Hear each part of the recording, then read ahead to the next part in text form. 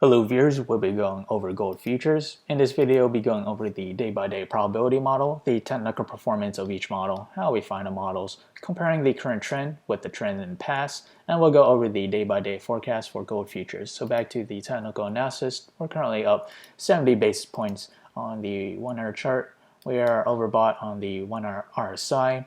As for the 4-hour chart, we are also overbought on the 4-hour RSI. And if we extend that further onto the daily chart, we have not quite reached overbought RSI, so there is still upward momentum to be in play. And if we do manage to reverse and head down lower, the next possible support will be where the 18-day moving average, this purple line, and that is around a price of $1,773. That will be our first immediate support to the downside if we do reverse from here. And if we do manage to reverse, that price movement to the downside is roughly around, say, 2.7%. And for the upside, we'll examine the day-by-day probability model for resistance. So let's head to the day-by-day probability model. So these models are now available in the link below, so do check it out. So as we progress to the 7th day, we have a 57% chance for gold futures to climb between 0 to 4.5%.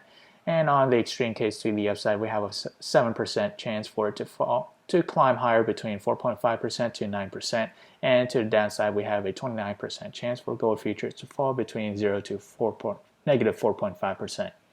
And further extreme case to the downside, we have a 7% chance for it to fall between negative 4.5% to negative 9%. So now let's examine the day-by-day forecast for gold futures.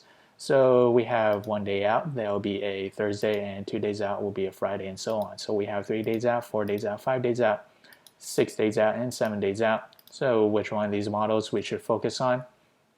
Ideally, the model that is best matched to the current trend. The blue lines are current trend, and the line overlapping it happens to be the best match. And what we have here is our current trend, and below is the trend that we found from the line graph above. And this trend dates back from June 12th to July 25th, 2007. So let's begin comparing both of the trends. So what we have here on the current trend, we start off at the bottom Bollinger Band, proceeded to touch the middle band, and then once more touch the bottom band, and then towards the last half we see it average above the middle Bollinger Band. So what we have here in the bottom, and we also start off at the bottom Bollinger Band, revert back to the mean to the middle band, once more touch the bottom band, and the last half we see it average above the middle Bollinger Band. So what we have here is 1, 2, 3, 4 points, or 4 points, and we also have 1, 2, 3, 4 points on the current trend. So there's reason to believe that the trends and patterns are somewhat the same. The outcome and forecast should be fairly the same. So the model that we just examined was back in, say, June 12th to July 25th, 2007. Back then,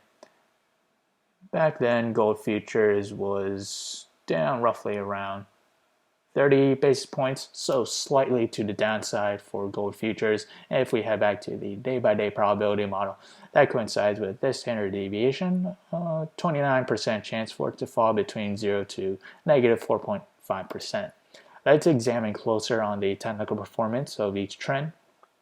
So on the current trend that we're in, we're only 0% away from monthly high, up 6% from monthly low, up 1.2% from 10 simple moving average, and up 2.5% from 20-day simple moving average. There's no 50-day simple moving average because we're only examining a 30-day trend. So now let's examine the trend that we just found.